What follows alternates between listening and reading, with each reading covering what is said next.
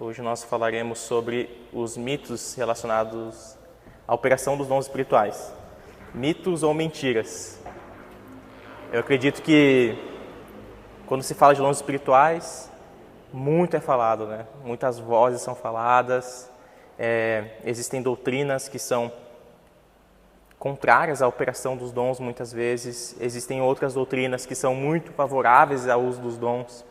Então nós queremos aqui olhar alguns mitos. E como é que a gente identifica que são mitos? Identificamos mitos e mentiras com a Bíblia. Então, através das Escrituras, nós temos um entendimento sobre o que são os dons, o que os apóstolos pensavam sobre os dons. E nós precisamos, então, nos limitarmos em ficarmos com o que as Escrituras falam sobre os dons. Por quê? Às vezes, alguns conceitos, algumas concepções sobre os dons são apenas concepções humanas. Concepções que não exatamente estão nas Escrituras. E nós somos cristãos protestantes, nós amamos a Bíblia. Nós queremos operar de acordo com a Bíblia, com aquilo que a Bíblia fala. Então, nós queremos estar alinhados com as Escrituras. Na aula passada, irmãos, nós falamos sobre como buscar os dons. Então, nós falamos sobre a importância de termos um zelo em buscar os dons. Essa palavra não vem da nossa mente, vem do próprio apóstolo Paulo. Ele vai falar em 1 Coríntios 12, ali no versículo 1, para buscarmos com zelo os melhores dons espirituais. Então, se o apóstolo nos diz para buscarmos com zelo, é porque, de fato, nós devemos buscar com zelo. Então, ok, irmãos, nós então falaremos sobre os mitos. E relacionado a isso, como eu já falei para os irmãos, muitas vozes são faladas. Aqui eu queria iniciar o estudo falando sobre essa questão dessas vozes. Porque na concepção ali de Paulo, os irmãos vão se lembrar que ele mesmo diz que a nossa batalha aqui diária como cristãos não é contra carne e sangue, ou seja, não é contra pessoas. As pessoas podem falar, podem dizer o que for, relacionado a todos os assuntos, ainda mais relacionado aos dons, mas o que acontece é que existem poderes, autoridades invisíveis que nós não enxergamos, que estão por trás de muitas falas. Assim como o Espírito Santo está por trás de muitas falas aqui do meio cristão, muitas falas parece ser humano, parece ser racional o intelecto de alguém, mas por trás daquilo, o Espírito Santo está usando pessoas para falar do Evangelho, para testemunhar do Senhor Jesus. Da mesma forma, outros espíritos estão falando através de pessoas. E esses conceitos, a pessoa pode parecer que naturalmente ela chegou numa ideia, mas por trás pode ter sim algum espírito maligno influenciando essa ideia naquela pessoa. Irmãos, esse conceito não vem de mim, eu não estou falando algo que está fora das Escrituras. O apóstolo Paulo falou sobre isso. Por exemplo, em Efésios 6:12, ele vai falar que nossa luta não é contra pessoas, mas contra os poderes e autoridades, contra os dominadores deste mundo de trevas, contra as forças espirituais do mal nas regiões celestiais. Então, aqui o apóstolo Paulo já está falando, que a nossa luta, portanto, não é contra pessoas. Então, assim, quando falamos dos dons, irmãos, não é para também odiarmos aquelas pessoas que são contra a operação dos dons. Mesmo nós sendo continuistas, nós rebatemos ideias, nós cremos que os dons continuam para o tempo presente, mas nós sabemos que muitas pessoas estão sendo influenciadas com ideias e pensamentos que, infelizmente, não estão na Bíblia. E então, nossa luta não vai ser contra essas pessoas. Não temos que rebater. O fulano fala sobre isso. O pregador tal, olha o que ele fala. Olha como que ele desdenha muitas vezes. E isso é algo que eu sei que muitas vezes nosso coração pode querer entrar nesse tipo de briga, nesse tipo de, vamos desprezar tudo que tem no ministério daquela pessoa porque ela é contra aquilo que eu acredito. E não é bem assim, irmãos. No meio cristão nós temos que ter humildade, reconhecer que apesar daquela pessoa poder estar errada em algumas coisas, ela também pode estar certa em outras. E como o apóstolo Paulo também fala, temos que reter o que é bom. Então você pode olhar para o ministério de outra pessoa, reter o que é bom naquele ministério, mas em outras ideias você pode falar, olha, essa ideia é totalmente contrária ao que eu creio, o que eu acho que as escrituras estão falando, então eu vou deixar de lado esse teu pensamento. Por quê? Porque nós reconhecemos que nossa luta não é contra pessoas, mas contra poderes e autoridades do mundo celestial, regiões celestiais, que nós não conseguimos enxergar, nós não conseguimos compreender. Então, irmãos, o que acontece aqui? Muitas vezes, esses poderes, autoridades que existem, eles vão se aproveitar de ambientes confusos. Então, quando há confusão doutrinária, quando há confusão da própria operação dos dons, esses seres vão, muitas vezes, se aproveitar desses ambientes para trazerem mentiras. Isso pode vir tanto de ambientes confusos, como também de experiências ruins que as pessoas tiveram através dos dons. Então, pode acontecer de algum momento da sua vida, alguém te entregou alguma profecia que foi totalmente errado, às vezes a pessoa tirou da própria cabeça dela, e isso faz com que você fique fechado quanto às profecias. Ou seja, a sua experiência foi ruim, então na sua cabeça você pensa, então tudo deve ser mentira. Ou seja, nós somos muito limitados com a nossa própria experiência, sabe? Então, se nossa experiência é ruim, tudo é mentira. Mas nisso nós temos que ter humildade também. Por quê? Porque outras pessoas podem estar falando a verdade e operando em verdade, mesmo a sua experiência tendo sido ruim. Sabe quando você olha e vê algum vídeo de uma pessoa sendo curada e você fala, eu nunca vi isso, então não é verdade. Então, esse espírito de Tomé, muitas vezes, toma o nosso coração. E nós temos que entender que, olha, tudo bem, as experiências são válidas, ainda mais nesse meio. As experiências nos fortalecem, mas não são elas que vão parametrizar aquilo que eu creio. O que parametriza é o que as Escrituras falam. E se as Escrituras falam que os dons existem, os dons servem para o nosso tempo atual, então não é a minha experiência ruim que vai influenciar esse meu pensamento. E tudo isso, irmãos, faz com que algumas pessoas também fiquem travadas na busca sobre os dons. Porque, às vezes, pelo fato dessa pessoa estar ali em um ambiente muito confuso, a operação dos dons, ela se fecha e faz com que ela não busque mais os dons. Então, não preciso buscar os dons porque eu não acho que são válidos para o momento atual, eu acho que não agrega muito na minha vida, vou focar em outras coisas, e aí essa pessoa nunca mais dá a devida importância sobre os dons. E nós vimos na aula passada que Paulo ele não dá essa opção para nós, ele fala para buscarmos os dons espirituais. Então, não tem outra coisa a fazermos. É um imperativo, nós falamos aqui, é um modo verbal imperativo, ou seja, é uma ordem apostólica. Busquem os melhores dons espirituais, principalmente o dom de profecia, porque Paulo via o dom de profecia como aquele que abençoava mais rapidamente o próximo. Então, em 2 Coríntios 10, 3, o apóstolo Paulo vai falar assim, é uma tradução da Almeida século 21. Ele fala assim, pois, embora vivendo como seres humanos, não lutamos segundo os padrões do mundo, pois as armas da nossa guerra não são humanas, mas poderosas em Deus para destruir fortalezas. Destruímos raciocínios e toda arrogância que se ergue contra o conhecimento de Deus, levando cativo todo pensamento para que obedeça a Cristo. Então, olha como é forte, irmãos. Existem fortalezas de pensamentos que se erguem em pessoas, que faz com que essas pessoas não consigam acessar os pensamentos que obedeçam a Cristo, ou não consigam acessar aquilo que Cristo deseja para nós. Então, Paulo vai falar que nós não lutamos, então, segundo os padrões desse mundo.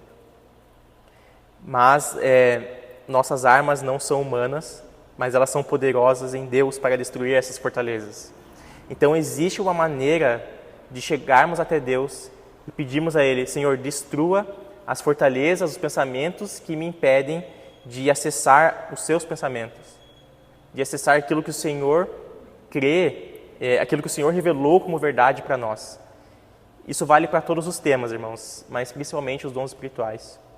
Porque muito é falado, muitas vozes, mas só uma voz importa, a voz do Senhor.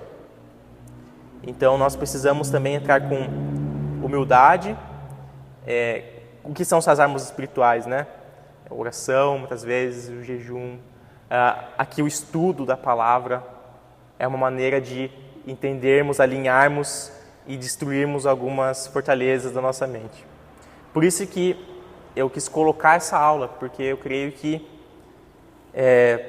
eu vou falar aqui algumas mentiras, né, que eu creio serem mentiras, mitos, tentar rebater teologicamente, mas eu queria que os irmãos, até dentro das experiências dos irmãos, que os irmãos possam ter a liberdade aqui de comentar alguma coisa. Se existe alguma dúvida em relação à operação dos dons, pode falar. Fala aqui, a gente vai tentar argumentar, a gente vai tentar conversar sobre isso. Aqui eu queria traçar um comentário de um teólogo, Guilherme Schenkel, sobre a operação dos dons. Ele vai falar assim: que mentiras podem ser colocadas em nosso interior, fazendo com que nós não percebamos as realidades da obra de Deus. Neste versículo, Paulo nos ensina que as nossas armas não são humanas, mas são poderosas para destruir fortalezas. Existem fortalezas dentro do nosso interior que nos impedem de conhecer quem Deus é e o nosso propósito. Muitas vezes somos limitados na forma de operarmos nos dons, pois mentiras foram declaradas sobre nós e começaram a fazer parte do nosso interior. Talvez nossas mentes não tenham sido totalmente libertas pelo Senhor. Essas mentiras nem sempre são claras e estão em nossos subconscientes, em nosso interior. Por isso devemos sondar nosso interior, ou na linguagem de Paulo, identificar as fortalezas que nos impedem de conhecer a Deus profundamente. Então, irmãos, isso é muito poderoso, isso vale para muita coisa dentro da operação dos dons espirituais. Porque assim, eu não sei se os irmãos já se colocaram em um momento em que, por exemplo, você vê alguém que está doente e você tem uma forte convicção dentro de você: preciso orar por aquela pessoa, eu preciso chegar nela e orar por ela. Eu creio que o Senhor pode curá-la instantaneamente, então eu devo orar para que ela seja curada. Só que no mesmo tempo em que existe essa voz dentro de você, também existe uma outra voz que te diz: será mesmo que ela vai ser curada? Será mesmo que se eu for até lá, ela vai ser curada? E se ela não for? Eu vou passar muita vergonha. Daí o que vai acontecer comigo? Então, irmãos, esse é um exemplo, mas é muito comum. Acho que se eu perguntar para os irmãos: alguém já aconteceu isso com alguém? Se alguém puder levantar a mão, quem já aconteceu? Já aconteceu? Isso é comum, porque é exatamente essa batalha que nós estamos enfrentando, muito relacionado também aos dons espirituais. E de fato, irmãos, existe então essa batalha dentro de nós. E se são vozes totalmente contrárias, né, a gente tem que pensar qual que é a voz do Espírito. Qual que é a voz do Espírito? É claro que quanto mais nós nos relacionamos com Deus, mais facilmente nós estaremos preparados para identificar a voz do Senhor. Mas isso vem com a prática, irmãos. E prática muitas vezes é obediência. Então, o que vai te custar quando você vê uma pessoa enferma, você ir lá orar? Será que isso é ruim? Primeiro, não é ruim. Depois, se essa pessoa não for curada, o que isso vai te trazer? Nada. Assim, essa vergonha, na verdade, esse medo, muitas vezes é um medo porque você se preocupa, muitas vezes, com o que as pessoas pensam sobre você. E se você se preocupa muito com o que as pessoas pensam sobre você, você ainda não está totalmente inteirado naquilo que o Senhor crê ao seu respeito, ou seja, na sua identidade. Porque se você está firmado na sua identidade, você vai e faz. Então, irmãos, nisso só você já identifica que essa segunda voz, ela não pode ser a voz do Senhor. Porque se é uma voz que está te impedindo de abençoar alguém, possivelmente abençoar alguém, então essa voz não pode ser do Senhor. E claro, irmãos, o poder do Senhor, isso aqui é redundante falar, né, que o Senhor ele pode tanto orar instantaneamente, quanto curar em outros momentos aquela pessoa. Então, assim, não depende de nós, depende do Senhor. Eu estou citando aqui a questão da cura, porque é muito comum, mas também vale para outras coisas. Por exemplo, evangelismo. Muitas vezes nós sentimos impelidos a falar de Cristo para alguém, e aí vem essa mesma dúvida. Mas o que a pessoa vai achar de mim? Então, assim, irmãos, muitas vezes nós estamos pensando muito em nós, e esse é um tipo de fortaleza que tem que ser derrubada no nosso interior. E pode reparar, irmãos, sempre quando há essa questão, é algo que você crê que é a voz do Senhor, e você vai lá e faz, os irmãos podem até falar se quiserem, mas sempre há em nós uma alegria que nós não entendemos de onde vem. De onde vem essa alegria? Vem da obediência. Quando nós obedecemos a voz do Espírito, vem em nós instantaneamente uma alegria de, nossa, eu fiz o que o Senhor me mandou, eu fiz o que o Senhor me pediu e o Senhor está contente comigo. E eu creio que é uma maneira até do próprio Espírito nos comunicar que, de fato, Ele está feliz com aquilo. Então, irmãos, queria começar agora já falando sobre os mitos aí. E o primeiro deles, o mito número 1, é de que o fruto do Espírito é mais importante do que os dons. Isso é algo muito falado, sempre quando vamos falar de dons espirituais, muito se é falado sobre a importância do fruto do Espírito em detrimento dos dons. O que é isso? De certa forma, colocar um como oposto do outro. E esse entendimento, irmãos, não é um entendimento bíblico. E eu vou mostrar para os irmãos até o que as Escrituras falam sobre isso. Na aula passada, o irmão Felipe, ele deu um exemplo, ele falou da asa, que a pomba é o símbolo do Espírito Santo. Ele deu um exemplo de um símbolo de que a pomba ela tem 2 asas e cada asa tem 9 ossos, né, 9 ramificações. Aí ele falou assim que algumas pessoas até falam que uma asa é o fruto do Espírito, outra asa são os dons espirituais, e que o Espírito é um só, e nisso você tem essas ramificações. Mas um não pode ficar sem o outro, você não pode ter uma asa só e a pomba não vai conseguir voar. Isso é um simbolismo, irmãos, isso é um simbolismo, não é um símbolo bíblico, mas eu acho que ele é interessante no sentido de entendermos que fruto e dom caminham juntos. Essa é um primeiro entendimento bíblico, de que tanto os frutos quanto os dons são providos da mesma fonte, que é o Espírito Santo. Se ambos são providos da mesma fonte, então ambos devem ser buscados ao mesmo tempo. É óbvio que aqui eu não estou dizendo de que temos que buscar os dons e não buscar fruto. Isso não existe. Você busca fruto, caráter, você busca dons. Vamos lá para o entendimento bíblico, irmãos, que está em Efésios 4, versículo 8. Aqui é aquela passagem, né, nós já falamos, que é a passagem onde Paulo vai falar sobre os dons ministeriais, os dons de Cristo. Então ele vai falar assim, que por isso é que foi dito, quando ele subiu em triunfo às alturas, levou cativo muitos prisioneiros e deu dons aos homens. Isso é Cristo, ele falando de Cristo. O que significa ele subiu, senão que também descer às profundezas da terra? Aquele que desceu é o mesmo que subiu acima de todos os céus, a fim de encher todas as coisas. E ele designou alguns para apóstolos, outros para profetas, outros para evangelistas e outros para pastores e mestres, com o fim de preparar os santos para a obra do ministério, para que o corpo de Cristo seja edificado, até que todos alcancemos a unidade da fé e do conhecimento do Filho de Deus e cheguemos à maturidade, atingindo a medida da plenitude de Cristo. O propósito é que não sejamos mais como crianças levadas de um lado para o outro pelas ondas, nem jogadas para cá e para lá por todo vento de doutrina e pela astúcia e esperteza de homens que induzem ao erro. Antes, seguindo a verdade em amor, cresçamos em tudo naquele que é a cabeça, Cristo. Dele todo o corpo ajustado e unido pelo auxílio de todas as juntas cresce e edifica-se a si mesmo em amor, na medida que cada parte realiza sua função.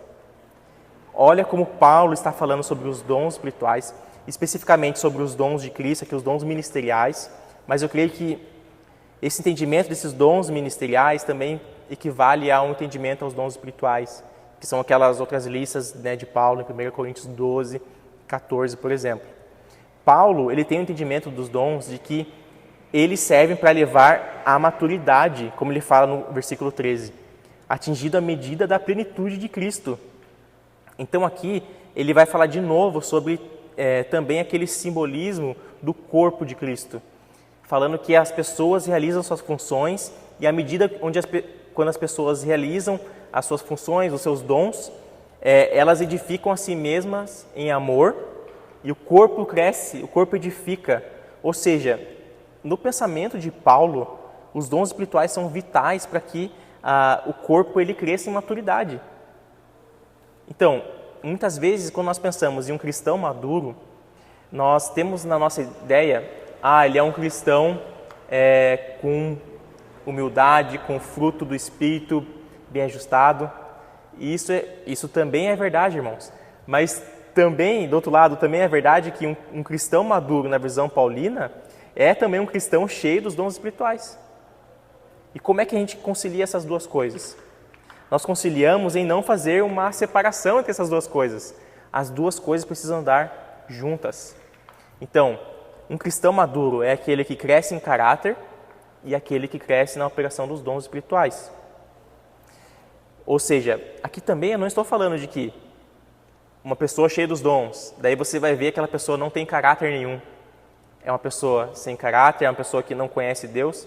Nós já falamos aqui sobre isso. Serão aquelas pessoas em que no dia do juízo o Senhor vai falar: apartai-vos de mim, porque eu não vos conheço, que é Mateus 7, 21, se eu não me engano. Jesus fala sobre isso. Vão ter pessoas que vão pegar nos dons espirituais. Eu expulsei demônios em seu nome, eu profetizei em seu nome.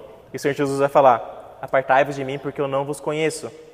Essas são pessoas que cresceram nos dons, mas não cresceram no caráter. Ao mesmo tempo, existirão pessoas que eu creio que vão crescer no fruto, mas que não operaram tanto nos dons. É claro que para essas, eu não creio que o Senhor vai falar: apartai-vos de mim, porque elas cresceram no fruto. Mas eu creio que o Senhor pode falar o quê?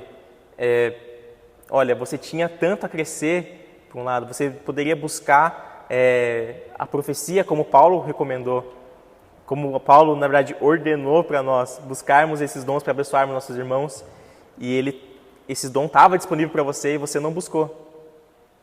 Então, talvez nós possamos, nesse dia, perdermos um tipo de galardão ou tesouro que estava reservado para nós e nós não acessamos porque não buscamos os dons.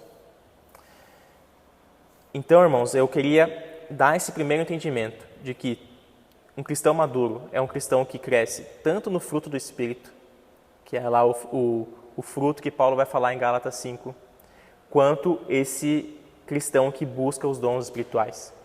Então, essas coisas andam juntas. Então, o cristão tem que crescer em paciência, em amor, em virtude, tem que crescer em longanimidade, não se irá facilmente. O cristão precisa ser humilde. Tudo isso é importante, é um caráter. Mas também um cristão precisa crescer na busca dos dons espirituais, então ter mais dons e buscar isso com zelo. O modelo do apóstolo Paulo. Perfeito. O modelo do apóstolo Paulo que falou: imitem a mim porque eu sou imitador de Cristo. Muitas vezes nós não temos, né, essa coragem de falar, né, me imite porque eu sou imitador de Cristo, mas Paulo foi uma das pessoas que falou isso. Então, de fato, ele estava buscando com zelo isso. E isso é bem legal, irmãos. Então, assim, a primeira coisa e também as duas coisas crescem juntas, mas também existem, irmãos, aqueles que pensam assim, eu vou buscar os dons, eu creio nos dons, mas primeiro eu quero crescer por exemplo, a pessoa vê que ela não é tão paciente. Eu não sou muito paciente. Eu não sou... eu me iro facilmente. E a pessoa quer corrigir isso. Só que ela, na ideia dessa pessoa, ela pensa assim, deixa eu curar essas coisas, daí um dia, quando eu for aquele cristão perfeito, daí eu vou buscar os dons espirituais. Só que não é isso que Paulo também recomenda. Porque ao lidar com uma igreja que se tinha muitos irmãos imaturos, como Corinto, Paulo não vai falar, não busque, vai lá e busque o fruto do Espírito, cresça em caráter, daí vocês operam nos dons. Não, Paulo não fez isso. Paulo ajustou a maneira que deveria ser utilizado os dons. Então, o dom tem que ser operado assim, assim, dessa maneira. Busque a profecia. Ele vai falar em 1 Coríntios 14, ali no final,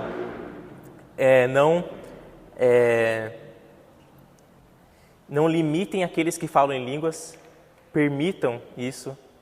Lembra que Paulo vai falar sobre isso, irmãos. Então, na visão paulina, esses irmãos, mesmo imaturos, deveriam continuar operando nos dons, mas de uma forma correta. Existe uma forma correta de operar nos dons. E também deveriam crescer em caráter. Então, Paulo não está colocando uma coisa em oposição à outra. O segundo, irmãos, é o seguinte. Algumas pessoas falam, devemos buscar o doador dos dons e não os dons. Os irmãos já ouviram isso?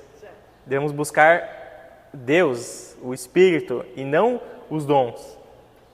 Então, de novo, algumas pessoas colocam em dualidade, se antes era o fruto e o dom, agora é o Deus e o dom. O doador dos dons e o dom em si. E isso, irmãos, nós facilmente rebatemos com as primeiras aulas aqui. Nós falamos em uma das primeiras aulas de que quando Deus nos concede os dons, nós falamos que dons são presentes, graça do Senhor dada a seus filhos.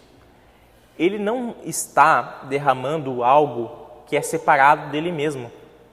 Ou seja, diferentemente, nós damos o exemplo aqui, de um pai terreno que dá um presente para o seu filho, mas essa não é um símbolo muito bom. Assim, funciona, entendermos que os dons são presentes, mas não funciona plenamente com o Senhor. Por quê? Porque quando um pai terreno dá um presente para o seu filho, o filho pode pegar o presente e sair, usar o presente e esquecer do pai. Mas quando Deus derrama, e o presente não tem nada a ver com o pai. O pai não é o presente é o presente, o pai é o pai. Quando Deus derrama dons sobre os seus filhos, Ele derrama presentes, mas esses presentes é um próprio dom que vem do Espírito, que é a fonte, mas o dom não está desvinculado da fonte, que é o Espírito. Ou seja, ao operarmos os dons, ao mesmo tempo é o próprio Espírito que está comunicando com o nosso Espírito e permitindo usarmos o dom, porque ele é a fonte. Toda vez que usamos, acessamos a fonte. Então, quando Deus dá o presente para nós, que são os dons, Ele não está dando algo que está desconectado dele mesmo. Ele está dando... É como se Ele estivesse dando Ele próprio para nós. Eu vou te dar mais de mim para você. Uma porção a mais de mim para você. Quer dizer que é separado, né? Isso, não é separado. Então, veja só. Esse mito de falarmos, devemos buscar o doador e os dons, não é uma verdade. Por quê? Porque se o dom significa que Deus dá algo dele mesmo para nós, então significa que ao buscarmos os dons, estamos buscando a Deus também. Por quê? Paulo ele falou, Efésios 4:13, que nós lemos, ele fala que os dons ministeriais possuem como objetivo alcançarmos o conhecimento do Filho de Deus. Então veja, nós crescemos no conhecimento de Deus a partir dos dons. Como que isso funciona então, irmãos? Se os dons ele nos possibilita conhecermos mais o Filho de Deus, o próprio Deus, então ao buscarmos os dons, significa que nós estamos também buscando aumentarmos o conhecimento do Filho de Deus através disso. Eu não estou dizendo que buscar a Deus se limita a apenas buscar os dons, mas veja como que essas coisas não estão desconectadas. Ao buscarmos os dons, também estamos buscando a Deus. E então, irmãos, coloquei aqui, portanto, o ideal é que na busca de conhecer o caráter do Senhor, também possamos crescer na operação dos presentes que o Senhor nos dá. O exemplo maior que temos disso é do próprio Senhor Jesus, que quando encarnado, se esvaziou de sua glória e andou como um homem na terra. Eu vou querer falar do Senhor Jesus agora, rapidamente, irmãos. Os irmãos vão ver porque é importante. Filipenses 2,7 vai falar, Paulo falando sobre Cristo, mas esvaziou-se a si mesmo e vindo a ser servo, tornando-se semelhante aos homens.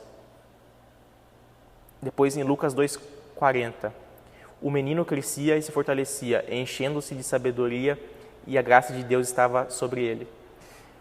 O que é isso, irmãos? Esse é um processo do Cristo que nós chamamos de esvaziamento.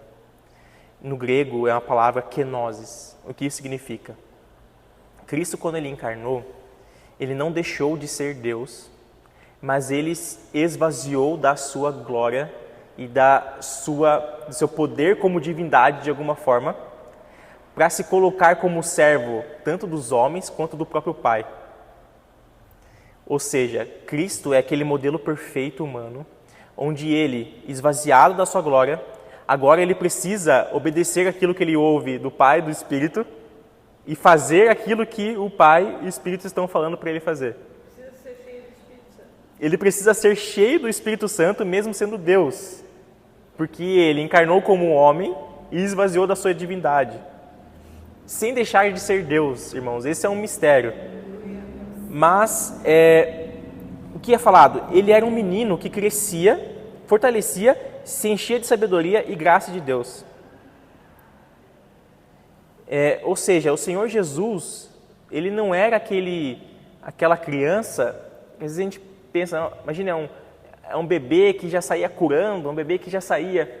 Não, o próprio Senhor Jesus, nesse processo da kenosis, ele precisou, primeiro, aprender toda a Torá. Ele aprendeu das Escrituras, irmãos. Ele é o Senhor que inspirou as Escrituras. E ele precisou aprender de mestres a palavra de Deus. Ele se colocou nesse lugar de humildade. Lembra quando... Não se tem muitos episódios sobre a vida de Jesus na infância. Mas você tem, por exemplo, aquela passagem onde Jesus se colocou no templo para conversar com os doutores da lei. Então, assim, às vezes a gente tem aquela ideia, né, de que é uma criança que estava ensinando eles. Mas o Jesus, ele tinha a sabedoria, ele, de certa forma, estava ensinando alguma coisa aos mestres, mas também ele estava ouvindo, que era uma prática judaica dos mestres, ali tem as conversas, né, sobre certas doutrinas e tudo mais. E Jesus se colocou ali, mesmo sendo criança, ele se coloca ouvir, receber e também abençoar essa troca. Então, Jesus ele precisou crescer nisso, irmãos. Aí, às vezes a gente pensa, por que ele iniciou o ministério aos 30? Iniciou o ministério aos 30 porque ele se colocou nesse lugar de humildade, onde ele aprendeu, onde ele ouviu a voz do Senhor, onde ele se encheu do Senhor. E a partir do momento que ele estava completamente cheio de Deus, ele vai iniciar o ministério. Lembra do batismo? Na hora do batismo, o Espírito Santo vem, uma forma de pomba, para simbolizar. A pomba significa o quê, irmãos? Está simbolizando, o Pai quis mostrar aos homens que o Espírito estava ali no Senhor Jesus. Mas, na verdade, o Espírito encheu Cristo. Ele foi cheio do Espírito ali. É falado que ele foi cheio do Espírito. E quando ele é cheio do Espírito, o Espírito leva ele ao deserto.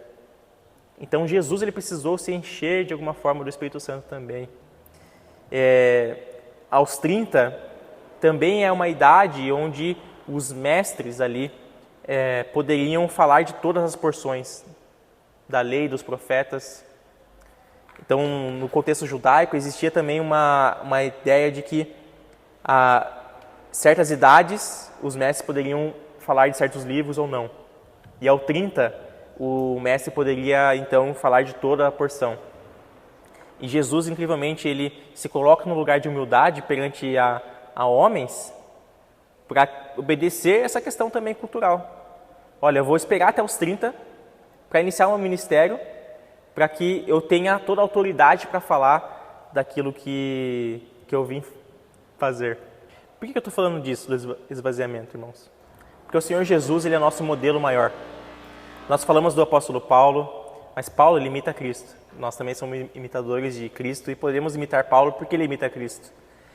Mas o Senhor Jesus, que é o nosso modelo maior, ele então foi alguém que se esvaziou da sua divindade para nos mostrar como nós devemos andar, se encheu de sabedoria, andou em comunhão perfeita com o Pai,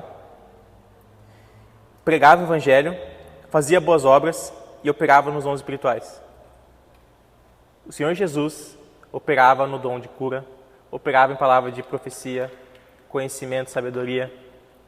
Ah, como é que você sabe disso? É falado nas Escrituras, que o Espírito em Cristo é dado sem medida. Então, ao Filho é dado sem medida o Espírito. Ou seja, Cristo tinha todos os dons espirituais e operava nesses dons. É falado. O Senhor Jesus conhecia o que se passava na cabeça daquelas pessoas ali. O Senhor Jesus, ele... E como é que ele conhecia, irmãos? Às vezes a gente pensa assim, não, é porque é divindade. Porque ele é divino, então ele conhecia porque ele já é divino, então ele conhecia. Mas, irmãos, na verdade, aquilo é o quê? O Senhor Jesus estava encarnado nesse processo de esvaziamento, então ele se encheu do Espírito Santo e o próprio Espírito estava revelando a ele o que se passava na mente daquelas pessoas. Então, quando o Senhor Jesus vai falar de uma palavra de conhecimento, sabedoria para alguém, ele fala nesse poder do Espírito dentro dele. Tá? Muitas vezes a gente... Porque o que a gente faz muitas vezes? Não, Cristo é divino, então é a pessoa do Cristo, do Filho aqui, que sabe todas as coisas e está operando.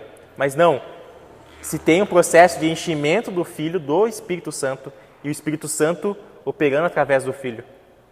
Porque o Filho se colocou nessa posição de servo, de obediência ao Pai, e de fazer aquilo que o Pai disse para ele fazer. Então, só para finalizar, irmão, eu queria falar exatamente isso, que se o Cristo não buscava o Pai separadamente de operar nos dons espirituais que o Pai o dava, e que o Espírito dava, então não somos nós que devemos fazer isso. Eu queria terminar com essa frase. Por quê? Se o Cristo, ele buscava o Pai, operava nos dons, então não somos nós que vamos falar, então temos que buscar o Pai e não buscar os dons. Porque ele é o nosso modelo. Então, se ele buscou essas duas coisas conjuntamente, nós também devemos buscar. Conjuntamente, não separadamente. Então, buscar os dons também é buscar a presença de Deus e buscar mais de Deus em nós. Porque o Senhor Jesus precisava passar por todas essas coisas para nos mostrar como nós devemos fazer.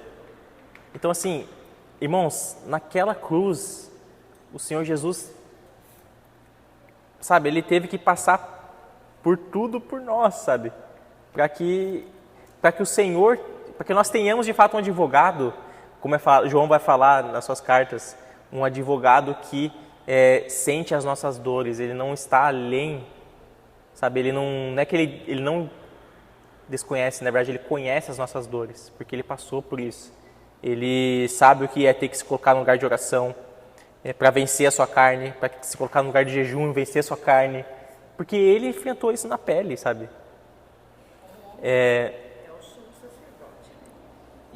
Porque assim, irmãos, essa questão do esvaziamento é algo que nós não entendemos, da encarnação, esvaziamento, nós não entendemos completamente. Às vezes a gente, ao pensar no Cristo encarnado ali, às vezes a gente pensa, a gente reduz muito, limita muito, né, de que, não, era Deus, por isso que ele conseguiu fazer. Irmãos, ele é Deus, mas ele estava esvaziado da sua divindade. Quando Cristo vai falar, por exemplo, de que ele não sabe o dia nem a hora da sua vinda, ele não sabia naquele momento, porque ele estava encarnado e esvaziado. Ou seja, ele submeteu isso ao Pai, ele falou que o Pai conhece essas coisas. Mas agora, irmãos, Cristo ressuscitou, ascendeu aos céus, está em glória, ao lado do Pai, com toda certeza Ele conhece o dia da sua vinda. Porque nós estamos falando do Deus que é o Deus divino, todo-poderoso, em glória, o Deus que João vai olhar e ver que Ele é o alfa, o ômega, o princípio e o fim, conhecedor de todas as coisas. Ele sabe o dia da sua vinda. Então, nós precisamos também entender esse processo, né, do esvaziamento, tá? O Senhor é o nosso modelo. O terceiro mito é o seguinte. Algumas pessoas falam, ao buscarmos os dons espirituais, seremos enganados. Então, é aquela ideia de que, se a gente abrir a questão de operação dos dons espirituais dentro da igreja, vai acontecer muita coisa que a gente não quer que aconteça. E aí pode acontecer coisas que vão trazer para um erro, as pessoas vão ser enganadas. Como é que a gente faz em relação a isso? Até algumas pessoas falam assim, né, que você tem os continuistas que creem nos dons espirituais, né, as pessoas podem operar nos dons, inclusive nos tempos atuais, e tem os cessacionistas que creem que os dons não são para os tempos atuais. Então, tem esses dois pensamentos. Tem pessoas que vão colocar ainda continuistas de cinto de segurança, que é o quê? Tem as pessoas que vão falar, eu creio nos dons espirituais, eu creio que são válidos para hoje, mas a pessoa não dá ênfase nos dons, não usa, você não vê os dons apesar de ser uma igreja continuista. Então, como que isso é possível? Será que é possível ter uma igreja assim? Que ele fala que são aqueles caras que têm um cinto de segurança, né? Tipo, ele não quer, porque não quer lidar com um possível problema. Porque quando a gente abre para os dons, irmãos, vão surgir situações que vão parecer estranhas, difíceis, mas temos que saber lidar com isso. Isso faz parte do processo de maturidade. Porque quando você é uma pessoa madura, você sabe, as pessoas maduras vão saber que eu estou falando aqui, que você faz aquilo que você não quer fazer. Pessoas maduras pagam boletos, pessoas maduras trabalham e fazem. Claro, mas eu não estou sendo limitando, estou falando que quem não trabalha não é maduro, nada disso. Eu estou falando assim que os adultos, os maduros, fazem aquilo que eles não querem fazer. E muitas vezes, irmãos, os apóstolos lidavam com coisas que eles não queriam fazer. Pessoas maduras, de acordo com a Bíblia, vão lidar com situações que não queriam lidar, mas tem que ter maturidade para lidar. Com os dons é a mesma coisa. Então, vamos que nos limitar nessa questão, né? Buscarmos os dons, seremos enganados. Então, uma vez eu estava ouvindo uma pregação e esse pregador falou uma coisa que é muito interessante. Ele falou assim que muitas pessoas que são cessacionistas, não creem nos dons espirituais para os momentos atuais, você pode ver, muitas vezes eles dão ênfase na operação de demônios. Então, por exemplo, quando eles vão citar, isso é muito comum em igrejas mais tradicionais, né? Você vai ter essas pessoas que são fechadas quanto aos dons. Daí, quando eles vão citar, por exemplo, os movimentos pentecostais ou neopentecostais, que são aqueles movimentos que muitas vezes dão uma ênfase exagerada, os neopentecostais dão uma ênfase exagerada nos dons, você vai ver, por exemplo, eles falando assim, como que isso é possível, né? Você vê algumas situações ali de cura, algumas situações, sei lá, que você vê que é meio confuso. Eles vão se limitar em falar o seguinte, não, isso são demônios. Ou seja, tudo que vai acontecer de forma milagrosa para essas pessoas, eles tendem a jogar para o lado do demônio. Então, é o demônio que está fazendo isso, tal. Aí você entra em umas questões, né? Como é que você tem milagre e cura na igreja católica, por exemplo? Você fala, são demônios. Então, é sempre o demônio. O demônio faz coisas milagrosas. Irmãos, eu concordo no sentido, demônios, espíritos malignos também podem imitar, nós já falamos aqui, podem imitar, podem operar falsas curas, falsos milagres, isso acontece. Só que veja, será que esse cristão não está dando uma ênfase de poder muito grande aos demônios e ao Senhor Todo-Poderoso, que pode todas as coisas, que criou tudo a partir de um nada? Será que esse Senhor não pode operar milagres nos dias atuais, se Ele desejar? Se Ele desejar que uma pessoa seja curada instantaneamente, Ele não pode fazer? Esse espírito, ele está tão limitado assim, a ponto de que só demônios fazem e o espírito não faz nada? Porque assim, irmãos, se tem o único pecado que a Bíblia fala, que não tem perdão, é a blasfêmia contra o Espírito Santo. E existe muita confusão quanto a isso. O que significa blasfemar contra o Espírito Santo? Significa que algumas pessoas conscientemente, elas olham um milagre operado pelo Espírito Santo, ou seja, quando Jesus operava um milagre, eles sabiam que fez bem àquela pessoa. Eles sabiam que era o Espírito de Deus. E eles atribuíram esse milagre à operação de Satanás, como se o Espírito Santo tivesse sendo usado juntamente com Satanás, para a obra de Satanás, para a obra de Beelzebul, como é falado para Jesus, que ele tinha o espírito de Beelzebul. E Jesus fala que isso não tem perdão, porque você sabe que é de Deus e você está falando que atribuindo como se o Espírito Santo estivesse fazendo algo em prol do reino de Satanás. Então Jesus fala que isso não tem perdão. Isso é algo que tem que nos trazer muita humildade quando vamos justamente julgar essas operações, esses milagres que nós vemos, tá, irmãos? É claro que muitas vezes o Espírito Santo ele vai estar relacionado com aquilo que traz um alívio para a pessoa, com aquilo que traz um amor para a pessoa. Então, mas nós temos que ter cuidado ao julgarmos, para não atribuirmos algo do Espírito Santo aos demônios. Mas eu creio assim que, mesmo se nós viermos a errar quanto a isso, tá, irmãos? Se tivermos humildade, eu acho que às vezes a pessoa não vai cair nessa blasfêmia, porque essa blasfêmia está muito relacionada com a pessoa conscientemente, saber. Existem pessoas que atribuem, mas elas não estão conscientemente fazendo isso. Então, irmãos, quanto a essa questão do engano, qual que é a minha questão aqui? Esses irmãos que vão atribuir muito poder aos demônios, a Satanás, operar milagres, eu coloquei uma frase, eu mesmo criei essa frase, que para essas pessoas, o Espírito Santo ele vai estar limitado apenas a um espaço cranial que convencionalmente nós nomeamos de razão, intelecto.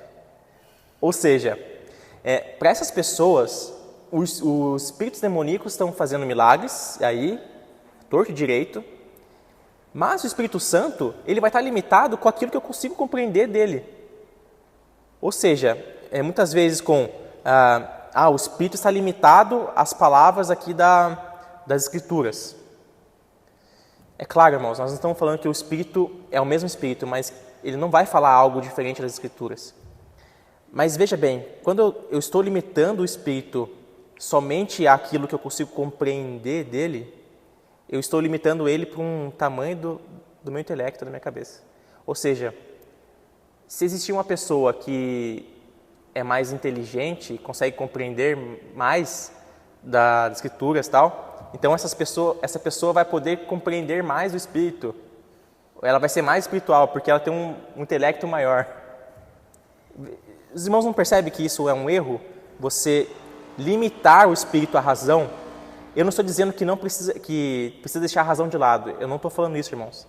Eu estou falando que você não pode limitar o Espírito à razão. Porque nem tudo é somente a razão.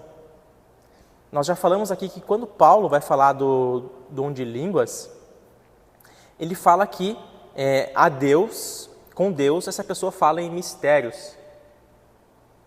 Ou seja, existe algo que para aquela pessoa não é inteligível na fala, mas que, mesmo ela não entendendo, o meu espírito fala com o Espírito de Deus. Como isso é possível? Significa que para Paulo, nem tudo está baseado na minha lógica mental.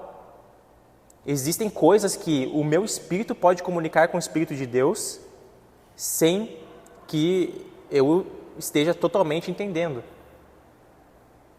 Mas isso não significa que o meu intelecto não está passando, porque eu estou consciente de que eu estou orando com Deus. Veja, está passando pelo meu cérebro. Então, existe uma questão racional nisso. Mas não significa que eu preciso compreender todas as coisas, tá? E com o Espírito Santo a gente vai ver que funciona a mesma coisa. Ok. Então, primeiramente, para rebater esse mito de buscarmos os dons, nós seremos enganados, nós temos que ter consciência de quem Deus é para nós. O Senhor é o nosso Pai e nós estamos enraizados nessa verdade. Ou seja, o Pai sabe o que está no nosso coração e qual é a nossa intenção ao buscarmos os dons, né, os dons que nós queremos. E aí isso entra naquilo que o próprio Senhor Jesus fala sobre o Pai. Por exemplo, em Lucas 11, versículo 11, Jesus vai falar assim: qual pai entre vocês, se o filho lhe pedir um peixe, em lugar disso lhe dará uma cobra? Ou se pedir um ovo, lhe dará um escorpião? Se vocês, apesar de serem maus, sabem dar boas coisas aos seus filhos, quanto mais o Pai que está no céu dará o Espírito Santo a quem o pedir. Então Jesus está falando assim que a primeira coisa é entendermos o caráter de Deus, entendermos quem Ele é para nós. Se nós entendemos que Ele é o nosso Pai, nós entendemos que Ele não vai dar algo para nós se pedimos que vai nos trazer destruição, irmãos. Então assim, quando nós entramos e pedimos para o Senhor, Senhor, me dá tal dom, o Senhor vai julgar o seu coração, obviamente. Mas Ele não vai dar algo para você que vai te destruir, irmãos, sabe? Ele não vai dar engano para você. Porque Ele reconhece que você está indo pedir a Ele com humildade, reconhecendo quem Ele é. Isso está enraizado em como nos relacionamos com Ele. Se nós entendemos que Ele é nosso Pai, então Ele vai dar coisa boa para nós. Como Jesus fala, se nós pedimos o peixe, Ele não vai dar uma cobra no lugar. Ele não é mau, entende? Essa é uma primeira coisa que nós precisamos quebrar. O Pai vai dar coisas boas para nós se pedimos, porque Ele é nosso Pai. Ele não vai dar algo que vai nos destruir. Então essa é uma barreira, né, de pensamento, e eu diria até, irmãos, que é uma afronta à pessoa de Deus e ao seu caráter. Porque quando nós simplesmente nos limitamos a isso e falamos, então eu não vou pedir para Deus porque eu posso ser enganado. Se você pensa assim, então eu digo, irmãos, eu estou afirmando, Cláudio, eu afirmo que esse é um tipo de pensamento que é uma afronta à pessoa de Deus. Porque vai justamente contra aquilo que o Senhor Jesus falou. O Pai dará o Espírito Santo a quem o pedir. Se você pede mais o Espírito Santo a Deus, Ele vai dar mais o Espírito Santo. Ele não vai te dar algo para te destruir. Porque nós confiamos quem Deus é, no seu caráter bondoso conosco e que Ele é nosso Pai. Então, última frase em relação a esse mito. Se as nossas intenções não estiverem corretas, então é aí que abrimos margem para a confusão e ao engano. Então, irmãos, como que as pessoas caem no engano quanto aos dons espirituais? Intenções incorretas. Se essa pessoa não tem caráter nenhum, é uma pessoa que está buscando por seu próprio ego, eu vou buscar o dom de línguas porque eu quero que as pessoas me vejam ali falando. Eu vou buscar profecia porque eu quero gerar dependência das pessoas quanto a esse dom. Eu vou, qualquer outro dom, irmãos. Eu vou curar porque eu quero que as pessoas me vejam como uma pessoa da cura. Irmãos, o dom nunca é sobre a pessoa, mas é sobre o Deus por trás desse dom. E o Senhor sabe julgar as intenções, irmãos. Não se enganem, o Senhor sabe julgar as intenções. De tudo. Sejamos nós aqui no ministério, o Senhor sabe a nossa intenção. Sejamos qualquer coisa, irmãos, o Senhor julga, sabe se estamos corretos diante dele ou não. Então, primeira coisa, vamos julgar nós mesmos. Se nós entendemos que não estamos agindo corretamente, então vamos corrigir isso, primeiramente. E ao corrigir isso, vamos ficar em paz. nessa paz do Senhor, sabendo que estamos buscando com a finalidade correta, que é abençoar meu irmão, eu sei que ao pedir, o Senhor não vai me enganar, não vai me deixar cair em engano. Ele vai abrir meus olhos quando precisar. Mesmo se eu tiver em algum momento errado, se eu estiver agindo de forma correta e humilde diante do Senhor, Ele vai mostrar que aquilo está errado. Então, é essa confiança, esse relacionamento com Deus. Ok, irmãos, muito bom. E o último mito que eu queria falar aqui é o seguinte, que os dons são apenas para pessoas especiais. Esse é um outro mito, que é o quê? Algumas pessoas falam assim que, os dons são... é só aquele irmão que ele é mais evoluído que eu, tem mais o Espírito Santo, só ele vai ter o dom, eu não tenho nada. Como nós dissemos aqui, irmãos, Paulo vai falar que não tem irmão, não tem quem faz parte do corpo de Cristo, quem é salvo pelo Senhor, remido pelo sangue do Senhor Jesus. Não existe pessoa que não tenha um dom espiritual. Pode ser um dom evidente, ou pode ser um dom que pode parecer um talento natural, como nós falamos aqui, aqueles que administram, aqueles que servem, aqueles que doam com generosidade. Isso é dom espiritual, irmãos. Vem da mesma fonte que é o Espírito. Isso também é um dom. Então não existe crente sem dom. Primeira coisa, não existe crente sem dom. E depois alguns vão falar, exatamente, se tem Espírito, tem dom. E alguns vão falar assim, mas existem aqueles que são mais evidentes, mas são para pessoas especiais. Também não. Como é que nós sabemos que não? Óbvio, os apóstolos vão falar sobre isso, mas isso também está enraizado numa promessa de Jesus, numa promessa de Deus nas Escrituras. Por exemplo, o profeta Joel, capítulo 2, aquela passagem muito famosa, que ali Pedro vai repetir em Atos. Ele vai falar que antes que chegue o grande dia do Senhor, o dia que o Senhor vier julgar todas as coisas, o Espírito Santo seria derramado, de alguma forma, ele seria democratizado. O que isso significa? Disponível para todo tipo de pessoa. Por que todo tipo de pessoa? Vamos olhar o contexto judaico da época. O Espírito Santo ainda não havia sido derramado no Antigo Testamento. Então, o Espírito Santo, ele era derramado em porções para pessoas em específico, para que essas pessoas pudessem fazer algo para o Senhor.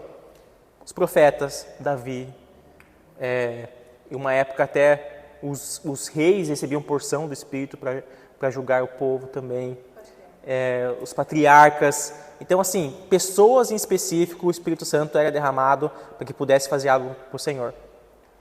Então, esses eram vistos, de fato, como pessoas especiais dentro do povo, naquela época. Por exemplo, você tinha um sacerdote que ele ia levar as ofertas dentro do templo, então era visto como uma pessoa especial, porque ele acessava, muitas vezes, o sumo sacerdote acessava o Santo dos Santos, o lugar onde simbolizava a presença do Senhor ali dentro do povo, em terra. Mas Joel vai falar de uma coisa assim diferente. O que ele vai falar? Joel 2:28. E depois disso, derramarei do meu espírito sobre todos os povos. Opa, Israel olhando isso, Deus não é o Deus de Israel? Como é que o Espírito vai ser derramado sobre todos os povos? Os seus filhos e as suas filhas profetizarão. Pessoas pequenas, crianças que eram desprezadas na época, vão profetizar. Os velhos terão sonhos, os jovens terão visões. Até sobre os servos e as servas derramarei do meu Espírito naqueles dias. Poxa, o que Joel está falando aqui? Joel está falando, não vai ter diferença entre... O Senhor não vai reconhecer apenas Israel, mas todos os povos. Vai ter o derramamento do Espírito sobre todos os povos. O Senhor não vai fazer diferenciação se é um profeta, se é um sacerdote, sumo sacerdote. O Senhor vai derramar sobre crianças, sobre velhos, sobre jovens, sobre adultos. E até mesmo sobre os servos e servas. Por quê? Escravos. O Senhor vai derramar sobre escravos. É a promessa do Senhor. Isso essa profecia já é um choque de realidade, né? Que o Senhor viria a fazer. E isso, irmãos, não é algo que vem do nada, tá? Por quê? Porque antes de Joel já foi falado sobre isso. Onde? Por exemplo, com Moisés em Números 11. Olha só, irmãos, como Moisés já falou sobre isso. Números 11, 24, é um episódio onde os irmãos lembram que Moisés estava separando aqueles 70 homens para que pudesse julgar o povo, que é o que o seu sogro tinha falado para ele, né? Ó, separe alguns homens para liderar o povo, você não vai aguentar fazer isso sozinho. Então ele vai lá, Moisés escolhe alguns homens que são mais, parecem ser mais de Deus, assim, para liderar e conseguir ajudar ele. Então, Números 11, 24, vai falar assim: Então Moisés saiu e contou ao povo o que o Senhor tinha dito. Reuniu 70 autoridades dentre eles e os dispôs ao redor da tenda. O Senhor desceu na nuvem e lhe falou, e tirou do espírito que estava sobre ele e pôs sobre as 70 autoridades. Quando o espírito veio sobre eles, profetizaram, mas depois nunca mais tornaram a fazê-lo. Entretanto, 2 homens, chamados Eldade e Medade, tinham ficado no acampamento. Ambos estavam na lista das autoridades, mas não tinham ido para a tenda. O Espírito também veio sobre eles e profetizaram no acampamento. Então certo jovem correu e contou a Moisés: Eldade e Medade estão profetizando no acampamento. Josué, filho de Num, que desde jovem é auxiliar de Moisés, interferiu e disse: Moisés, meu senhor, proíba-os. Mas Moisés respondeu: Você está com ciúmes por mim? Quem dera todo o povo do Senhor fosse profeta e que o Senhor pusesse o seu espírito sobre eles. Olha, isso já mostra o coração de Moisés, irmãos. Aqui ele já está mostrando uma verdade do Senhor. Existiria um dia em que, quem dera todo o povo de Deus pudesse profetizar. Quem dera todo o povo do Senhor tivesse o Espírito sobre eles.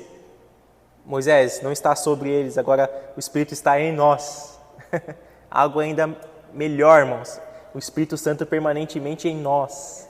Não sobre nós, agora em nós, dentro de nós.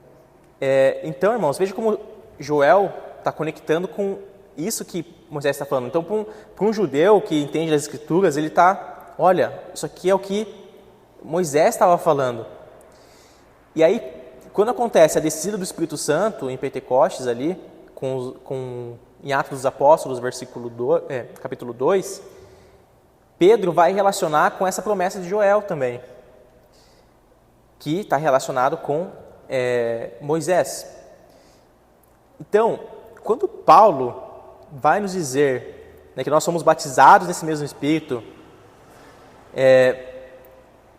ele vai falar que nós temos essa mesma manifestação desse Espírito em nós, que são os próprios dons.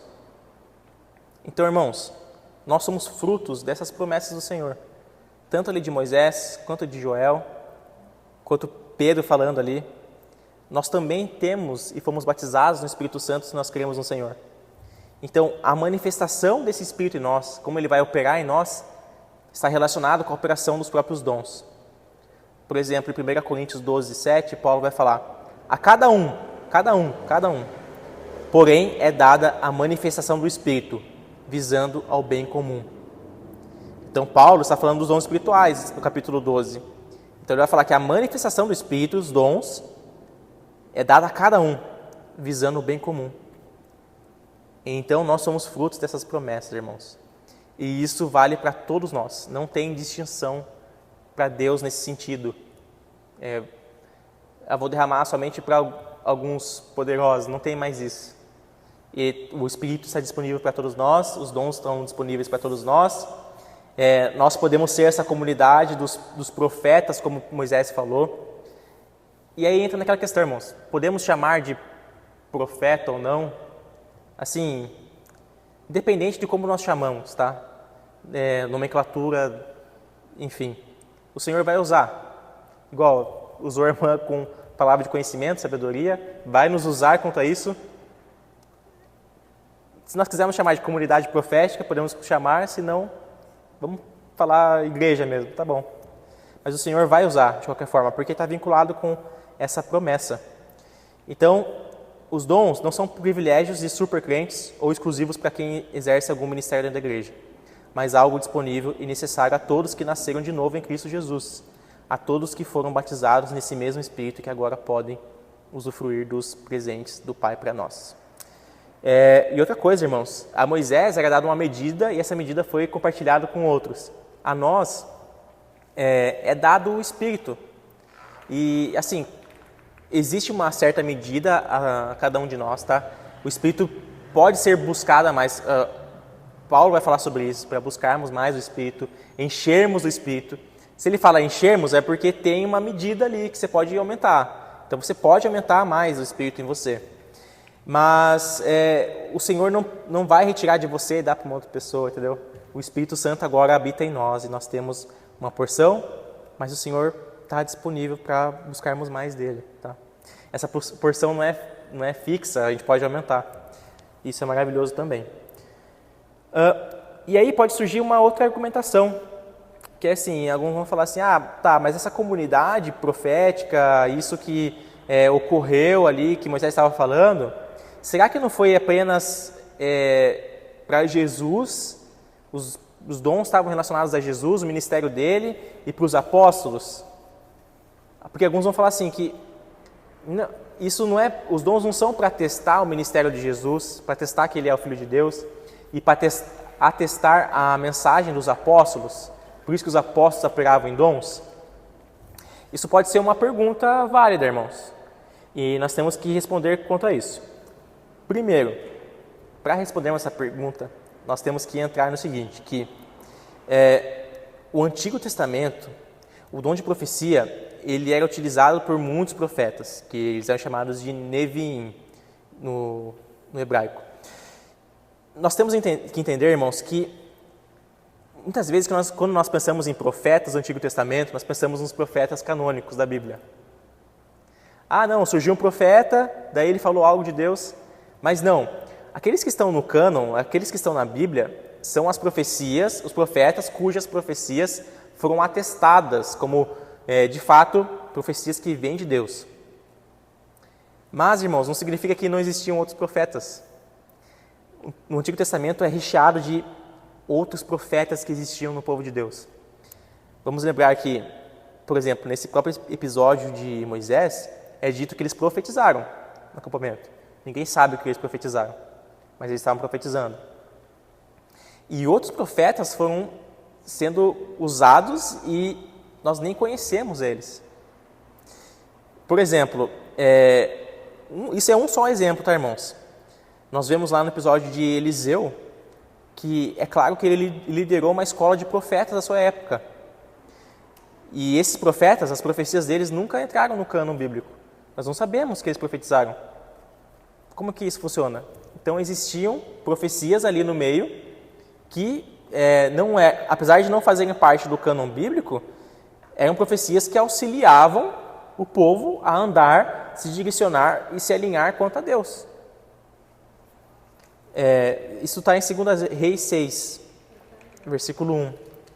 Acho que o pastor usou aqui, um dos cultos. Falou assim, que os discípulos dos profetas disseram a Eliseu: como vês o lugar onde nos reunimos contigo é pequeno demais para nós. Então, o Eliseu, como profeta que foi discipulado por Elias, ele tinha outros discípulos, que era uma comunidade de profetas que andavam juntos. E ninguém sabe o que eles profetizaram. E aí, irmãos, eu posso dar vários outros exemplos. Então, no Antigo Testamento, é claro que existiam outros profetas. Por exemplo, existiam outros profetas, agora não lembro exatamente, acho que o profeta Jeremias, onde existiam diversos outros profetas que estavam profetizando outras coisas ali na sua época. É isso mesmo, né? Então, Jeremias foi colocado como alguém que falou da parte do Senhor, mas ele falou uma mensagem que as pessoas não queriam ouvir. E do outro lado, existiam outros profetas que eram profetas de Deus, Yahweh e Yahvé, o Deus de Israel, e eles profetizavam outras coisas. Só que aí entra naquela questão que existe uma passagem ali em Jeremias onde o próprio Senhor fala que ele ia colocar o Senhor, Deus, colocou um espírito de engano nesses profetas porque eles estavam buscando apenas aquilo que é conveniente para eles. Então eles estavam profetizando não da parte do Senhor, aquilo que eles queriam que acontecesse, que é o quê? Não vai ter guerra, a Babilônia não vai vir. Enquanto Jeremias estava falando, Babilônia vem, se arrependam. Então Jeremias estava falando da parte do Senhor, os outros profetas não, apesar de serem profetas do Senhor. O que isso significa, irmãos? Tinham vários outros profetas, além de Jeremias. Tinham vários outros profetas. Ok. Isso é o Antigo Testamento. Daí a gente pode comentar sobre o Novo Testamento. Como é que funciona? Então, foram só os apóstolos, só Jesus que usou os dons espirituais? Não. Por exemplo, Jesus ele comissiona também 70 seguidores, que está relacionado com esses 70 de Moisés, tá? Jesus é o profeta maior que Moisés falou, então ele também junta 70, e é falado que esses 70 expulsaram demônios. Isso aqui tem outras passagens, eu não vou entrar aqui, mas Lucas 10, 9. É também falado Filipe, quando ele vai falar com o eunuco, ele vai ali falar de Deus para ele, é falado que Filipe ele é transladado de um lugar para o outro, então também ele opera nos dons. Ananias, não o Ananias que vem a falecer em Atos 5, mas o Ananias que abre os olhos ali de Paulo, ele também ele conversa com o Senhor, né? E o Senhor fala com eles, profetiza sobre a vida de Paulo, né? Que esse homem viria a ser usado pelo Senhor.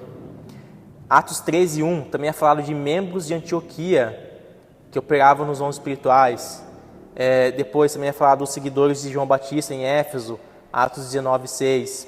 Também é falado das 4 filhas de Filipe que profetizavam, Atos 21, 8. É falado que ele tinha 4 filhas que não eram casadas e elas profetizavam. E também tem o profeta Ágabo, que profetizou para Paulo em Atos 21. Então aquele profeta que falou para Paulo, você vai para Jerusalém, você vai ser amarrado, os gentios vão te levar. Ou seja, irmãos, o que eu estou querendo dizer com isso? Que existiam mais pessoas, muitas pessoas que eram usadas em dons espirituais, que a Bíblia deixa claro. Mesmo tanto no Antigo quanto no Novo Testamento. Porque tem a ver com o quê? Tem a ver com essa comunidade que o Senhor está formando. A igreja é essa comunidade. Nós somos sacerdotes de Deus. É o que Pedro vai falar, nós somos sacerdotes reais, né? Sacerdócio real de Deus. Por quê? O Senhor quer essa comunidade onde as pessoas, cada um com sua parte, aquilo que o Senhor dá, nós podemos falar da parte de Deus com as pessoas, tá? E é claro, irmãos, assim, mesmo não sendo algo milagroso, por exemplo, quando nós falamos algo do Senhor já para alguém que não conhece o Senhor, isso não deixa de ser algo profético. Por quê? Porque se você fala das Escrituras também para alguém, eu estou falando de Jesus, eu estou falando que o Senhor é a nossa esperança, através do Senhor nós seremos salvos e o Senhor vai voltar, por exemplo, eu estou comunicando realidades proféticas que vão acontecer. Então, de certa forma, irmãos, mesmo aquelas comunidades que não querem chamar o dom de dom ou falam que não são disponíveis, eles serão usados nos dons e vão comunicar coisas proféticas porque o próprio Evangelho é algo profético. Nós ainda não vimos o Senhor Jesus fisicamente diante de nós em carne, mas nós veremos Ele. É uma promessa dele. Nós não vimos esse dia do Senhor, mas Ele vai vir sobre as nuvens com todos os seus santos e nós seremos arrebatados junto a Ele. Então, isso vai acontecer, isso ainda vai acontecer para o futuro. Então, de certa forma, quando nós falamos isso hoje, nós estamos antecipando uma realidade futura e isso é, de alguma forma, também algo que profetizamos, né? E é isso, irmãos. Eu queria terminar com esses mitos.